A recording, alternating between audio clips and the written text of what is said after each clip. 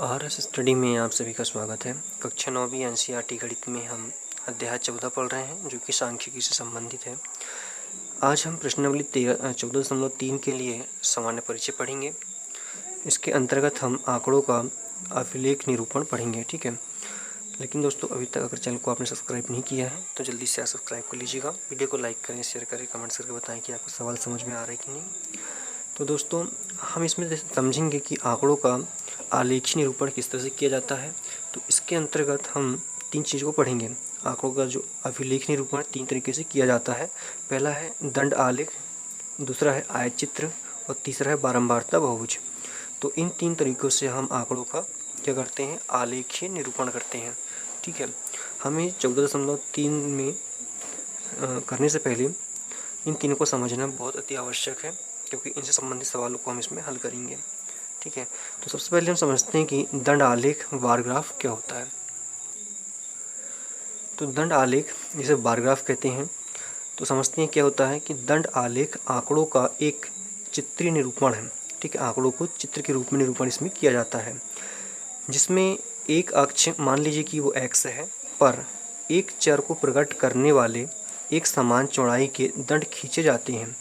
अब ये दंड किस तरह से खींचे जाते हैं आगे इसको हम उदाहरण में समझेंगे। ठीक है, जिसके बीच के बराबर बराबर दूरी छोड़ी जाती है। चर के मान दूसरे अक्ष, मान लीजिए कि y अक्ष है, पर दिखाए जाते हैं और दंड की ऊंचाई चर पर निर्भर करती है। ठीक है, तो हमने यहाँ पे देखा कि जो दंड आलेख है उसमें एक x अक्ष होता है और एक y अक्ष होता है। तो x अक्ष क्या है, y अक्ष क्या है, वो हम इस एग्जाम्पल के तौर पर समझेंगे। तो जैसे कि हम यहाँ उदाहरण लेते हैं कि कक्षा 9वीं के 40 विद्यार्थियों से उनके जन्म का महीना बताने के लिए कहा गया और जो उन्होंने जवाब दिया उन आंकड़ों का अभिलेख हम इस तरह से कर सकते हैं। तो जो 40 विद्यार्थी हैं उन्होंने जो यहाँ पे हमको प्राप्त आंकड़े दिए हैं वो इस तरह से हैं। जैसे कि हमने पहले ऊपर पढ़ा था कि जो हम ग्राफ बनाएंगे, जो हम यहाँ पे आलेख बनाएंगे, उसमें एक एक्स अक्ष होगा। तो एक पॉइंट यहाँ पे लेके एक लाइन इधर साइड जो नीचे बनाई जाती है उसे हम एक्स अक्ष कहते हैं, और एक लाइन ऊपर बनाई जाती है इसे हम वाई अक्ष कहते हैं। ठीक है, तो जो एक्स अक्ष है यहाँ पे चरों को प्रकट करने के लिए समान चौड़ाई के दंड खींचे जाते हैं। तो ये जो दंड है, यहाँ पे जो दंड आपको दिख रहे हैं, ये वाली छायांकित भाग जो दिख रही है दंड कहलाती हैं ये। ठीक है, ये दंड है और इनकी जो चौड़ाई है वो कैसी होती है, समान होती है सभी की चौड़ाई, और इनके जो बीच का गैप है वो भी समान छोड़ा जाता है सभी में, ये इसका नियम होता है। ठीक है, एक सबसे अच्छे अगर बार ग्राफ की बात करें हम तो उसमें दंड की जो चौड़ाई है, ऊंचाई की बात की जा रही, चौड़ाई की बात की जा रही है, वो सभी में समान रहेगी, और बीच की जो लंबाई है या दूरी है वो भी कैसी रहेगी, समान रहेगी।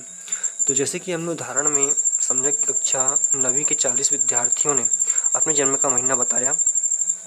तो यहाँ पे उन्होंने जो जन्म का महीना बताया है वो नीचे चर के माना जाएंगे यहाँ पे, जैसे जनवरी, फरवरी, मार्च, अप्रैल, मई, जून, जुलाई, अगस्त, सितंबर, अक्टूबर, नवंबर, दिसंबर, इस तरीके से 12 महीने सभी ने अलग अलग बताया। अब इनका बार ग्राफ बनाने के लिए हम वाई अक्ष पे क्या करेंगे, यहाँ पे विद्यार्थियों की संख्या लिख लेंगे। जैसे कि विद्यार्थियों की संख्या, तो ऐसे कितने विद्यार्थी हैं जिनका जन्म जनवरी में हुआ है। तो बात करें यहाँ तो जैसे कि ये जून का महीना है, तो इसमें कितने विद्यार्थी का जन्म हुआ है, तो इसमें एक विद्यार्थी का जन्म हुआ, क्योंकि इसकी जो ऊंचाई है किसके बराबर में आ रही है, वो 1 के बराबर में आ रही है। तो और यहाँ भी जो हम मान लेंगे इनके बीच की दूरी भी कैसी रहेगी, समान रहेगी। जैसे यहाँ पे 1 के बाद 2 आया, 3 आया, 4 आया, 5 आया, तो ऐसा नहीं है, यहाँ पे एक निश्चित एक पैमाना लिया जाता है। ठीक है, तो जैसे कि हम बात करें यहाँ पे कि जनवरी के महीने में ऐसे कितने विद्यार्थी हैं जिनका जन्म हुआ है, तो ये बार ग्राफ किसके बराबर में आया, यहाँ पे 3 के बराबर में आया। तो हम कह सकते हैं कि जनवरी महीने में 3 विद्यार्थियों का जन्म हुआ है। उसी प्रकार फरवरी माह में 4 विद्यार्थियों का जन्म हुआ है, यहाँ से बराबर देखिए 4 के बराबर में आ रहा है। फिर मार्च के महीने में 2 विद्यार्थियों का जन्म हुआ है। मई के महीने में भी 2 विद्यार्थियों का, अप्रैल में भी 2 का, और मई किसके बराबर 5 है, तो मई के महीने में 5 का जन्म हुआ है। उसी प्रकार यहाँ पे हम देखें तो सर्वाधिक यहाँ पे अगस्त के महीने में हुआ है, 6 बच्चों का जन्म हुआ है। तो इस तरह से हम ग्राफ बना सकते हैं, और जो क्वेश्चन में अगर प्रश्न पूछे जाएँ हमसे तो उनका हम जवाब भी यहाँ पे दे सकते हैं। ठीक है, इसके अंतर्गत हम 2 प्रश्नों को हल करेंगे। जैसे कि इस एग्जाम्पल में हमसे पूछा गया है कि नवंबर के माह में कितने बच्चे या विद्यार्थियों का जन्म हुआ है। तो नवंबर माह, तो हम देख लेते हैं कि इस ग्राफ में नवंबर कहाँ पे है। तो नवंबर कहाँ पे, ये है नवंबर। अब हमसे क्या पूछा कि नवंबर माह में कितने विद्यार्थियों का जन्म हुआ है, तो नवंबर ये है और ये किसके बराबर में आ रहा है यहाँ पे, 4 के बराबर में आ रहा है। तो हम कह सकते हैं कि नवंबर माह में 4 विद्यार्थियों का जन्म हुआ है। तो इस तरह से इसका हम आंसर दे सकते हैं। ठीक है, हमने लिखा भी यहाँ पे कि नवंबर माह में केवल 4 विद्यार्थियों का जन्म हुआ है। फिर अगला प्रश्न पूछते हैं कि किस माह में सबसे अधिक बच्चों का जन्म हुआ है। तो इस ग्राफ में जो सबसे ऊंचा दंड बना हुआ है वो कौन सा है, ये वाला है, जो कि अगस्त माह में बना हुआ है। इसमें कितने विद्यार्थी हैं, 6 विद्यार्थियों का जन्म हुआ है। तुम कह सकते हैं अगस्त माह में सर्वाधिक विद्यार्थियों का जन्म हुआ, और कितने विद्यार्थियों का हुआ है, तो 6 विद्यार्थियों का जन्म हुआ है इसमें। तो इस तरह से हमने समझा कि दंड आलेख क्या होता है। फिर इसके अलावा आयत चित्र भी होता है, जिसके द्वारा हम आंकड़ों का अभिलेखी निरूपण कर सकते हैं। जैसे फिर इसका दूसरा भाग है आयत चित्र। अब आयत चित्र क्या होता है उसे भी हम बहुत अच्छे समझेंगे और इसको भी ग्राफ के माध्यम से समझेंगे। तो सबसे पहला पॉइंट आता है इसके अंतर्गत कि यही सतत वर्ग अंतरालों के लिए प्रयुक्त दंड आलेख की भांति निरूपण का एक रूप है। मतलब यह सतत वर्ग अंतरालों के लिए उपयुक्त दंड आलेख की भांति निरूपण का एक रूप है।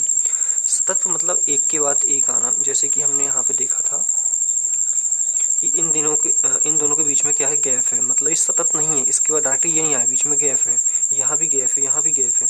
लेकिन जो होता है हमारा आयत चित्र, इसमें वर्ग अंतराल जो होते हैं वो कैसे होते हैं, वर्गों का अंतराल सतत होता है, मतलब एक के बाद एक आता जाता है।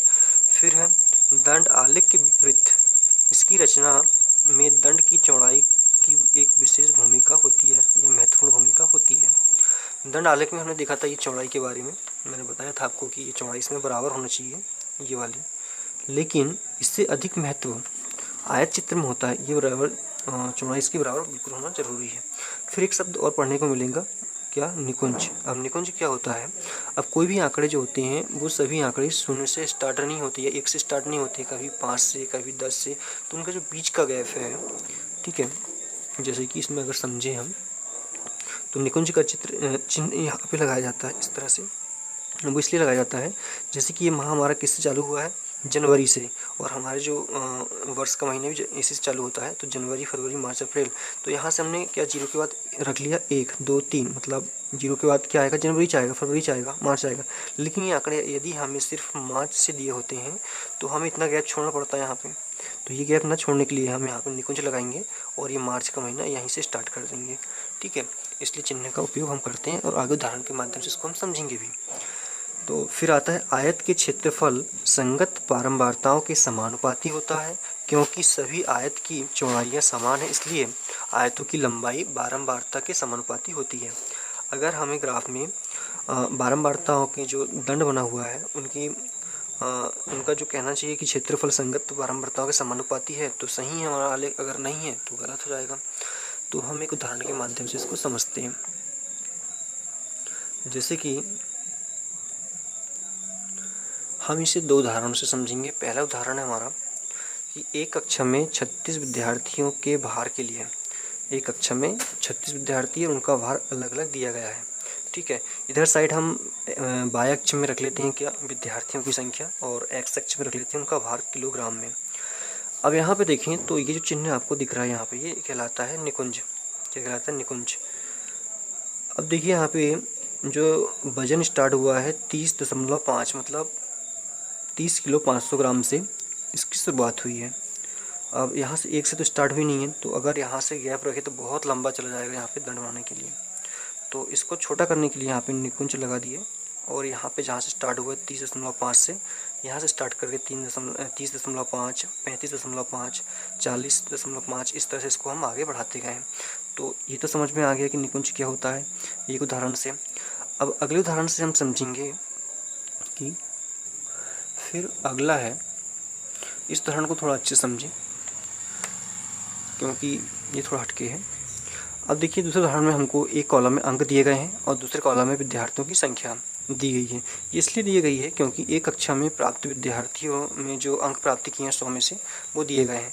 जैसे कि 0 से 20 के बीच में 0 से 20 के बीच में जो भी विद्यार्थी हैं, जो भी अंक है, वो कितने विद्यार्थियों ने लिए? 7 विद्यार्थियों ने। फिर 20 से 30 10 ने, 30 से 40 10 ने, 40 से 50 के बीच में अंक लिए 20 विद्यार्थियों ने, 50 से 60 के बीच में लिए 20 विद्यार्थियों ने, 60-70 के बीच में लिए 15 ने, 70 से और उससे अधिक 8 बच्चों ने नंबर लिए। तो देखिए हमने अभी क्या पढ़ा था कि इन आंकड़ों में सततता का होना बहुत आवश्यक है, ठीक है। लेकिन यहाँ पे सततता नहीं है। क्यों नहीं है? क्योंकि देखिए 0 से 20 के बीच में कितने का गैप है? 20 का है। 30 से 40 के बीच में कितने का है? 10 का है। तो ये सतत नहीं हुआ। तो अगर इसका हम ग्राफ बनाए तो कैसे बनेगा? देखिए अभी सतत को छोड़िए, सिर्फ ये जो आंकड़े दिए हैं उसको समझते हैं। तो इस तरह का ये ग्राफ बन जाता है हमारा। यहाँ विद्यार्थी की संख्या हो गई, प्राप्त अंक हो गए, लेकिन नीचे क्या कहता है देखिए एक लाइन में कि आयतों के क्षेत्रफल संगत बारंबारताओं के समानुपाती होता है, ठीक है। क्या बोलते हैं कि आयतों का क्षेत्रफल मतलब यहाँ से यहाँ तक का जो आयत बना है इसका क्षेत्रफल संगत मतलब इससे लगा हुआ जो ग्राफ बनेगा, जो दंड बनेगा, उससे कैसे होना चाहिए? समानुपाती होना चाहिए। अब यहाँ से यहाँ की दूरी कितनी है? 10 है, और यहाँ से यहाँ तक की दूरी भी कितनी है? 10 है। तो 10 गुणा 10 करें तो कितना हो गया? 100 हो गया। लेकिन यहाँ से यहाँ तक कितना? 20 है, और कितना है? 10 के बराबर में। 10 गुणा 20 करें हम तो कितना हो जाएगा? 200 हो जाएगा। तो काफ़ी डिफरेंस आ रहा है। तो मतलब ये ग्राफ जो हमारा गलत है। अब इसको हम सही कैसे करें? तो इसको सही करने के लिए कुछ नियम होते हैं, उनको समझ लेते हैं। जैसे कि आयतों की लंबाई में कुछ परिवर्तन करने की आवश्यकता होती है। आयतों की जो लंबाइयाँ हैं उसमें परिवर्तन करने की क्या होती है? आवश्यकता होती है। अब आयत दी है, उसके जो मान रहेंगे वही हमारा आयत बनेगा। तो हमें यहाँ पे जो मान दिए गए हैं इनमें परिवर्तन करने की क्या है? आवश्यकता है। तो कैसे करेंगे? देखिए आयतों की लंबाइयों में कुछ परिवर्तन करने की आवश्यकता होती है जिससे कि क्षेत्रफल पुनः बारंबारताओं के समानुपाती हो जाए। हमें ऐसा कुछ परिवर्तन करना है कि बारंबारता क्षेत्रफल के पुनः कैसा? समानुपाती हो जाए।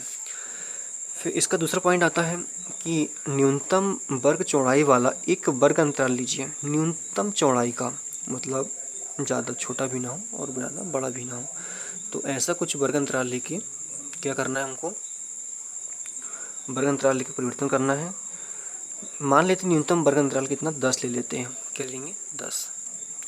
फिर उसके बाद अगला पॉइंट क्या कहता है कि तब आयतों की लंबाइयों में इस प्रकार परिवर्तन किया जाए कि जिससे कि वह वर्ग चौड़ाई 10 के समानुपाती हो जाए। अब देखिए यहाँ पे पहले हमको दिया था 20 से 0 से 20 के बीच में दिए गए थे कितनी? 7 दिया गया था। अब इसके बीच में जो कहना चाहिए कि वर्ग अंतराल है या इसके बीच में डिस्टेंस है वो कितने की है? 20 की है। 0 से अगर स्टार्ट करें 20 तक तो कितना आता है? वर्ग की चौड़ाई 20 आ जाती है। अब फिर 20 से 30 के बीच में देखिए तो 10 आ जाती है। तो इसमें सततता नहीं पाई जा रही, इसलिए हमारा दंड आलेख कैसा बन रहा है? गलत बन रहा है। तो इसको हमें परफेक्ट बनाने के लिए क्या करेंगे? हम एक न्यूनतम वर्ग अंतराल लेंगे। तो न्यूनतम वर्ग अंतराल क्या सभी में 10-10 का है? तो हम वर्ग अंतराल 10 का ही ले लेते हैं। तो यहाँ पे 10 का ले लिए। तो जो बारंबारता है 10 की और जितना वर्ग की चौड़ाई है, तो बारंबारता में वर्ग की चौड़ाई का हम भाग देंगे और जो न्यूनतम चौड़ाई लिया उसका हम गुणा करेंगे। तो हमारा आंसर कितना जाएगा? आयत की लंबाई जो हो जाएगी 3.5 हो जाएगी। पहले कितनी थी? 7 थी, ठीक है। अब कितनी हो जाएगी? 3.5 हो जाएगी। उसी प्रकार यहाँ पे हम देखें तो यहाँ पे जो दिया गया है बारंबारता 10 दी गई है और चौड़ाई इसकी कितनी दी गई? वर्ग की 10 दी गई है और हमने न्यूनतम कितना माना? 10 माना। तो 10 से 10 कैंसिल, बचा कितना? 10। उसी प्रकार यहाँ भी सभी में यहाँ भी 10 आया, यहाँ भी 10 आया, लेकिन यहाँ पे जो चौड़ाई है इसकी वो भी 10 है। तो और बारंबारता 20 है तो इसकी बारंबारता भी 20 ही आएगी। इसकी भी 20 दी, इसकी 20 आएगी, इसकी 15 दी गई नीचे तो इसकी 15 आएगी, ठीक है। लेकिन यहाँ पे वर्ग की चौड़ाई 30 दे दिया है।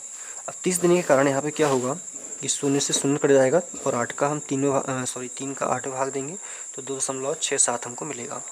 तो ये हमको बारंबारता या आयत की लंबाई प्राप्त हो चुकी है। इससे हम इसका ग्राफ बना लेंगे, ठीक है। तो अब ग्राफ किस तरह से बनेगा यहाँ पे अब देखें। जो परिवर्तित चौड़ाई वाला आयत है वो कुछ इस तरह का बनेगा। इसको थोड़ा छोटा कर लेते हैं।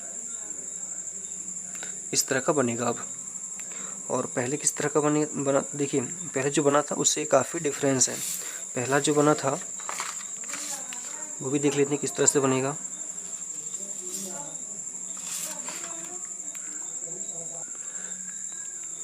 पहले जो बना था इस तरह का बना था, और जब हमने इसको परिवर्तित किया तो वो इस तरह का बनेगा। ठीक है, तो नीचे हो गया यहाँ पे क्या, प्राप्तांक। बच्चों ने 100 में से जितने अंक प्राप्त किए हैं वो यहाँ पे हो गए। जैसे 10 से लेकर 20 के बीच में कितने विद्यार्थी ऐसे हैं जिन्होंने अंक प्राप्त किए हैं। फिर 20 से 30, 30 से 40, 50, 60, 70, 80, 90, 100, ये कहाँ रहेंगे, एक्स अक्ष पे रहेंगे। अब आते हैं यहाँ पे कि प्रति 10 अंक अंतराल पर विद्यार्थियों का समानुपाती मान। तो यहाँ पे हमने एक निश्चित पैमाना लिया 10 सेंटीमीटर का, और इनके बीच में जो गैप है वो कितना है, यहाँ से 1 से लेकर यहाँ तक का 2, यहाँ से यहाँ तक का 4, मतलब इसके बीच में क्या है एक, और इन दोनों के बीच में क्या 3 है, इन दोनों के बीच में क्या 5 है, इन दोनों के बीच में क्या है 6। तो एक एक का यहाँ पे क्या लिया गया है, पैमाने का अंतराल लिया गया है, निश्चित पैमाने का अंतराल लिया गया है। तो पहले यहाँ पे हमने जो नया मान इसका निकाला है वो यहाँ पे देख लेते हैं क्या निकाला हमने। इसकी जो बारंबारता हमने पहले निकाली थी 3.5, तो 3.5 कहाँ पे जाएगा, मतलब यहाँ पे 2 और 4 के बीच में, इस तरह से। फिर सेकंड इसका क्या 10 है, तो 10 यहाँ पे आ गया ये। फिर 10 है तो वो भी यहाँ पे आ गया। फिर 20 है तो वो भी यहाँ पे आ गया, सेकंड वाला 20 है यहाँ पे आ गया। फिर यहाँ पे ये आ गया आपको कितना 15, मतलब 15 का। और फिर यहाँ पे आ गया कितना 8.67 का। तो ये जो दंड आलेख है ये एक दूसरे के संगत कैसे हैं, बराबर हैं, इनका क्षेत्रफल आपस में बराबर है। तो इस तरह से हमने समझा कि आयतचित्र क्या होता है। इसके बाद में सी नंबर बचता है हमारा बारंबारता बहुभुज। अब उसको भी समझ लेते हैं। फिर उसके बाद आता है बारंबारता बहुभुज सी नंबर पे, और ये आखिरी है इसका तीसरा भाग। इसमें हम आंकड़े को किस तरह से निरूपित करेंगे। तो देखिए यहाँ पे क्या कहता है कि आयत चित्र के संगत आयतों की ऊपरी भुजाओं के मध्य बिंदुओं को रेखाखंडों से जोड़ देता है। इसे जोड़ देता है, रेखाखंडों से जोड़ देता है। मतलब कि जो आयत चित्र बनाए थे हमने, जो कि उसके संगत आयतों की जो ऊपरी भुजा है उसका मध्य भाग, जैसे कि हमने क्या बनाया था अभी, ये आलेख बनाया था हमने। तो यहाँ उच्चतम और निम्नतम दोनों के बीच का जो वर्ग अंतराल है, तो उसका जो मध्य भाग है ये वाला, इसको एक बिंदु से हम दर्शाएंगे और रेखाओं से जोड़ देंगे। जैसे कि यहाँ पे आया इसका मध्य भाग, एक मध्य बिंदु ये आया, मध्य बिंदु ए आया, फिर ये, फिर ये, फिर ये। तो हम एक लाइन से इसको इस तरह से जोड़ देंगे, यहाँ से इस तरह से। आगे इसको उदाहरण से अच्छे से हम समझेंगे। तो जोड़ दें तो इसको हम आगे एग्जाम्पल समझेंगे अच्छे से, कि जैसे कि अब हम इन बिंदुओं को, इन मध्य बिंदुओं को, जैसे कि क्या है यहाँ पे कि आयत चित्र के संगत आयतों की ऊपरी भुजाओं के मध्य बिंदुओं को रेखाखंडों से जोड़ दें। रेखाखंड से इसको हमने जोड़ दिया है, लेकिन उनको अब क्या नाम दे देंगे हम, जैसे B, C, D, E, F. इससे समझिए आप, तो जो दंड बने हैं यहाँ पे उनका मध्य भाग ले लिया हमने। यहाँ पे इस दंड का मध्य भाग ये ले लिया, इसको ए दे दिया, इसको बी नाम दे दिया, सी, D, E, F, G, H, इस तरह से इनको हमने नाम दे दिया। वही बात यहाँ पे कहीं लिखी हुई है कि इन मध्य बिंदुओं को B, C, D, E, F और जी से प्रकट करें। जब इन मध्य बिंदुओं को हम रेखाखंडों से जोड़ देते हैं तो हमें आकृति B, C, D, E, F, जी प्राप्त होती है। बहुभुज को पूरा करने के लिए यहाँ यह मान लेते हैं कि 30.5 से 30.35 है, यहाँ पॉइंट नहीं है, 35.5 के पहले और 55.5 60.5 के बाद शून्य बारंबारता वाले एक वर्ग अंतराल है, और इसे मध्य बिंदु क्रमशः ए और एच है। इसके मध्य बिंदु क्या है, ए और एच है। बारंबारता बहुभुज A B C D E F G H हमको प्राप्त हो जाता है। सिंपल सी बात कही गई है इसमें, सिर्फ इतना कहा गया है कि जो दंड आलेख हम बनाएंगे यहाँ से यहाँ तक का, तो जो दंड बनेंगे उनके जो मध्य भाग उनको हम पॉइंट से इस तरह से नाम दे देंगे। अब देखिए ये दंड आलेख का यहाँ पे नाम हो गया, और अंत में इस दंड आलेख का ये नाम हो गया, लेकिन अंत में इसका जीरो दंड मानना है दोनों साइड हमको, और इसको इस तरह से मिला देना है एच तक। तो क्या मिल जाएगा, A B C D E F G H, ये मिल जाएगा। और इसी को हम दूसरे तरीके से भी हल कर सकते हैं। तो कैसे हल कर सकते हैं वो भी देख लेते हैं। उसके बाद देख लेते हैं इसका सेकंड भाग कि आयत चित्र बनाए बिना ही, अब आयत चित्र बनाए बिना ही बारंबारता बहुभुजों को स्वतंत्र रूप से भी बनाया जा सकता है। ठीक है, जो बहुभुज है इसको बिना आयत चित्र बनाए भी हम स्वतंत्र रूप से बना सकते हैं। कैसे बना सकते हैं? इसके लिए हमें आंकड़ों में प्रयुक्त वर्ग अंतरालों के मध्य बिंदुओं की आवश्यकता होती है। वर्ग अंतराल की इस मध्य बिंदु को हम वर्ग चिन्ह भी कहते हैं। अब वर्ग अंतराल क्या होता है? जैसे कि हमने अभी इसमें देखा था कि ये जो दंड आलेख है, ठीक है, तो दंड आलेख जो बना हुआ है किसके बीच में बना हुआ है? 30.5 और 35.5 के बीच में। तो इसका मध्य बिंदु होना चाहिए। अब इसका मध्य बिंदु कब आएगा? कि हम जब इन दोनों को जोड़ दें और इसमें 2 का भाग दे दें तो इसका मध्य बिंदु निकल जाएगा। तो वही बात यहाँ पे कही गई है कि जो मध्य बिंदु की आवश्यकता होती है, वर्ग अंतरालों के इन मध्य बिंदु क्या कहेंगे? हम वर्ग चिन्ह कहेंगे।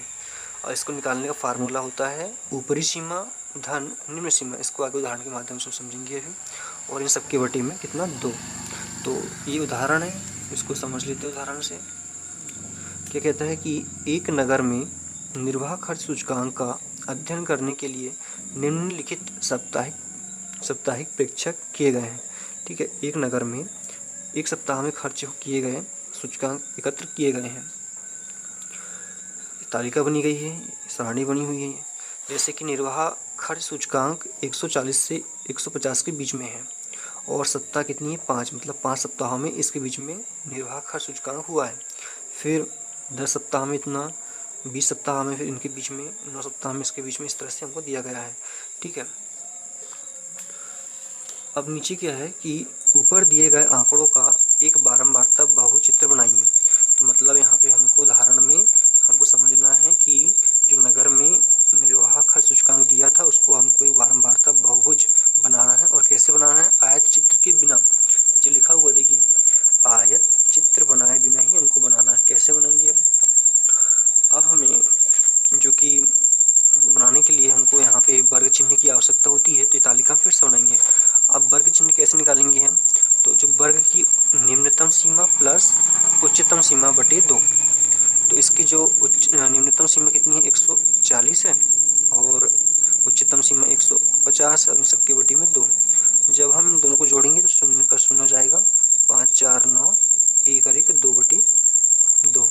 ठीक है, यहाँ अब हम 2 से काटे, 2 1 2, 2 1 2, फिर 2 चौके 8, 2 पंचे 10, कितना? 145। तो जो वर्ग चिन्ह आया कितना? 145 यहाँ पे आया। उसी प्रकार यहाँ पे 155, 165, 175, 185 और 195 ये यहाँ पे निकल चुके हैं। अब हम इसको इस तरह से निरूपित करेंगे। ये जो x अक्ष है हमारा और ये y अक्ष है। तो x अक्ष पे निर्वाह खर्च सूचकांक को हम लिखेंगे। अब देखिए यहाँ पे 135 से स्टार्ट हुआ है, लेकिन यहाँ तो 0 है, 0 के बाद 1 आना चाहिए था। तो यहाँ पे निकुंज का निशान लगाएंगे हम। यहाँ पे निकुंज लगाकर यहाँ पे 135 लगाएंगे। इसका मतलब ये हो कि यहाँ से यहाँ तक की दूरी कितनी है? 134 है। 134 के बाद क्या आता है? 135। तो 135, अब 135 पर क्या यहाँ पे 0 है। ठीक है, अब उसके बाद में 145 आता है। अब 145 पर कितना है सूचकांक?